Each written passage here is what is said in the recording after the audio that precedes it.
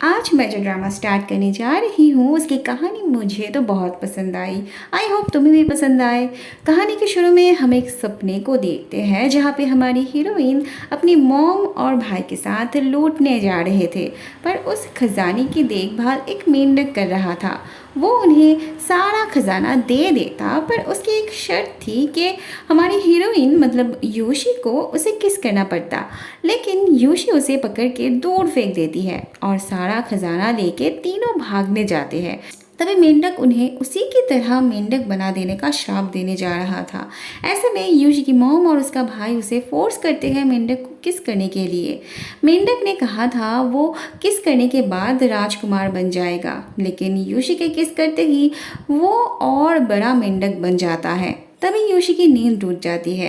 इतने दिनों योशी के मॉम के कंधे पर पूरे घर का जिम्मेदारी थी। अब क्योंकि योशी बड़ी हो चुकी थी तो उसे थोड़ा ज़्यादा ही फोर्स करती है पैसे कमाने के लिए, काम पे जाने के लिए। बातों ही बातों में योशी की मॉम एक स्विमिंग कंपटीशन की बात करती है जिसमें जीतने वाले को 57,000 प्राइज मनी दिया जाता। इतना अच्छा मौका योशी कैसे अपने हाथ से जाने देती। वो जल्दी से तैयार होकर कंपटीशन के लिए निकल पड़ती है, पर रास्ते में वो देखती है जिस पियानो को पाने के लिए वो थोड़े थोड़े करके पैसे जमा कर रही थी उसे दुकानदार बेचने वाली थी। वो उसे बहुत रिक्वेस्ट करती है किसी और को वो पियानो ना बेचने के लिए। अब तो योशी के लिए स्विमिंग कंपटीशन और भी ज़्यादा इम्पोर्टेंट बन चुकी थी। कंपटीशन शुरू होने से पहले ही वो पहुंच भी जाती है और शायद जीत भी जाती। लेकिन तभी हमारी हीरो की एंट्री होती है। हमारे हीरो का नाम था शान। शान वहाँ बोट राइडिंग पर आया था। ब्रेक फेल होने की वजह से वो पानी में गिर जाता है। ये देख योशी को कंपटीशन में जीतने से ज़्यादा एक इंसान को बचाना ज़्यादा इम्पोर्टेंट लगता है। शान बेहोश था। योशी पहले ऐसे करके उसे होश में लाने की कोशिश करती है, पर उससे काम नहीं बनता तो वो माउथ टू माउथ करती है। शान को होश आने पे योशी की तरफ ग्रेटफुल होने की जगह उससे बहस करने लगता है कि उसने अभी अभी क्या किया, उसके मुंह से बदबू आ रही है, वगैरह वगैरह। अब तुम ही सोचो, इतने सारे पैसे गवा के तुम जिसकी जान बचाते हो, अगर वही तुमसे ऐसी बात करे तो तुम्हें कितना गुस्सा आएगा। योशी को भी उतना ही गुस्सा आता है। उसने तो अपना पहला किस भी इस तरह से गवा दिया। शान के लिए वो बस सीपीआर था, लेकिन योशी के लिए सीपीआर और किस में कोई फर्क नहीं था। वो शान की जान बचाने के लिए उससे रिवॉर्ड मांगती है। एक तो कंपटीशन में जितने प्राइज मनी मिलने वाले थे उतना ऊपर से उसकी जान बचाने के लिए पहले किस बर्बाद करने के लिए एक्स्ट्रा कीमत मांगती है। अब शान के पास ना ही कैश था और ना ही कार्ड, तो वो उसे अलग तरीके से पैसे देने की बात करता है। लेकिन उससे पहले उसे कॉल करने के लिए एक फ़ोन और पहनने के लिए एक ड्रेस चाहिए थी। योशी एक के बाद एक डिमांड किए जा रही थी। अभी तो वो उसे इस ड्रेस के लिए और फ़ोन के लिए भी पैसे मांगती है। सिर्फ इतना ही नहीं, वो तो इंटरेस्ट भी मांगती है। योशी उसे उसका नाम और फ़ोन नंबर लिख के देने के लिए बोलती है। फिलहाल यही तक का साथ था दोनों का। थोड़ी देर बाद शान को लेने उसका असिस्टेंट आता है, लेकिन उसे इस ड्रेस में देख के पहचान नहीं पाता। शान बहुत बड़े कंपनी का बॉस था। सारे फीमेल एम्प्लॉय उस पर क्रश खाते थे। शान का एक बचपन का दोस्त था जो कि उसे बिजनेस में हेल्प करता था, और एक प्यारी सी गर्लफ्रेंड थी जो कि अभी अभी उसके ऑफिस में ज्वाइन किया था एज ए मैनेजर। शान, उसका दोस्त और उसकी गर्लफ्रेंड बचपन के दोस्त थे, एक ही साथ पले बड़े थे। शान जिस प्रोजेक्ट के लिए बोर्ड पर चढ़ा था वो प्रोजेक्ट डायरेक्टर लियू संभाल रहे थे। उनकी गलती की वजह से शान आज मरते मरते बचा था, इसीलिए वो उन्हें दोबारा मौका नहीं देता, सीधा नौकरी से निकाल देता है। अगले सीन में हम देखते हैं शान एक इम्पॉर्टेंट मीटिंग पर होता है और तभी योशी उसे बार बार कॉल किए जा रही थी। वैसे फ़ोन शान के असिस्टेंट के पास था। वो बाहर जाके फ़ोन रिसीव करता है। योशी को शान ने अपना जो नाम लिख के दिया था उस नाम से उसे बाहर के लोग शायद जानते नहीं थे, इसलिए असिस्टेंट उसे रॉन्ग नंबर कहता है। योशी को तब अपने मॉम के बारे में सोच के डर लगने लगता है। वहाँ मिस्टर टैंग को शान से बात करनी थी। वो एक होटल चलाते थे जिस होटल को शान की कंपनी से डिमोलिश करने की नोटिस दी गई थी। उन्हें शान से पूछना था उसने ऐसा क्यों किया। शान मीटिंग में बिजी था तो उसकी तरफ से जीशान बात करने आता है। वो बताता है 3 महीने से उन्होंने रेंट नहीं भरे तो उनका हक है उनके होटल को डिमोलिश करने का।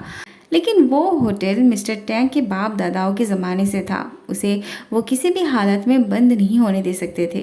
उन्हें तो आज कैसे भी करके शान से बात करना ही था। उनकी वजह से पूरा ऑफिस परेशान हो जाता है। वो अपने आप को मार डालने की धमकी देते हैं। खबर पाते ही शान उनसे मिलने आता है और उन्हें रोकने की जगह ये सिखाता है कि किस तरह से वो कांच का टुकड़ा चलाने से उन्हें आसानी होगी मरने में। दरअसल ये उसका तरीका था उन्हें डिस्ट्रैक्ट करने की। वहाँ होटल से यूशी को कॉल किया जाता है। वो उसे मिस्टर टैंक के बारे में बताते हैं।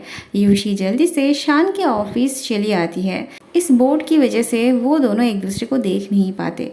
वहाँ मिस्टर टैंक को जीशान समझाता है अगर वो अपना कर्जा 1 महीने के अंदर चुका देते हैं तो उन्हें होटल का शेयर मिल जाएगा। यूशी आके जीशान पे भड़कने लगती है पर उसका अंकल समझाते हैं इसमें जीशान की कोई गलती नहीं। वहाँ मिस्टर टैंक के होटल में एक कस्टमर आया होता है लेकिन वहाँ के स्टाफ को लगता है वो यहाँ नौकरी मांगने आया था। अब उन्हें ही सैलरी नहीं मिल रही थी तो वो उसे कैसे रखते। लेकिन जब उन्हें पता चलता है उसे रूम चाहिए थी तो सब चौंक जाते हैं। एक भी रूम साफ नहीं था लेकिन कस्टमर को हाथ से भी नहीं जाने दिया सकता था। शान के गर्लफ्रेंड का नाम फैन था। अगर वो चाहती तो उसे शान की कंपनी में ऐसे ही एंट्री मिल जाती, लेकिन उसे अपने दम पर सब कुछ करना था। फैन की यही सादगी शान को भा जाती थी। वहाँ यूशी मिस्टर टैंक को होटल ले आती है। वहाँ यूशी की मॉम पहले से ही मौजूद थी। उनकी बातों से हमें ये पता चलता है यूशी की मॉम उसकी खुद की मॉम नहीं थी और वो मिस्टर टैंक की पत्नी थी, लेकिन उनका डिवोर्स हो चुका था। उसकी मॉम और मिस्टर टैंक का झगड़ा लगा ही रहता था। यूशी को इसकी आदत पड़ चुकी थी, इसीलिए उनके झगड़े को वो इम्पोर्टेंस नहीं देती थी। अगले दिन यूशी पियानो की दुकान पर पानी डिलीवर करने आई थी। वो तब होटल पर जो नया लड़का आया था उसे पियानो बजाते हुए देखती है। इसका नाम ताइचू था। यूशी को उसका पियानो बजाना बहुत अच्छा लगता है। हमें पता चलता है वो पियानो उसके लेट मॉम की थी, इसीलिए वो उस पियानो को इतनी डेस्परेटली खरीदना चाहती थी। ताइचू यहाँ पे नया था तो यूशी अपने आप को गाइड बताती है। यूशी तो बस पैसे बनाने की मौका ढूंढती रहती थी तो वो ताइचू को इतने सारे कार्ड्स देती है उसे काम पे लगाने के लिए। अगले सीन में हम देखते हैं यूशी होटल आती है पानी देने। तब उसे पता चलता है मिस्टर टैंग ना तो अपनी फ़ोन उठा रहे थे और ना ही अपने कमरे का दरवाज़ा खोल रहे थे। सबको लग रहा था वो शायद फिर से सुसाइड करने की कोशिश कर रहे थे। यूशी परेशान होकर दूसरे रूम की चाबी मांगती है ताकि उस कमरे की खिड़की से वो मिस्टर टैंग के कमरे में जा सके, लेकिन वो जब दरवाज़ा खोल के अंदर आती है तब ताइचू के सीने से टकराती है।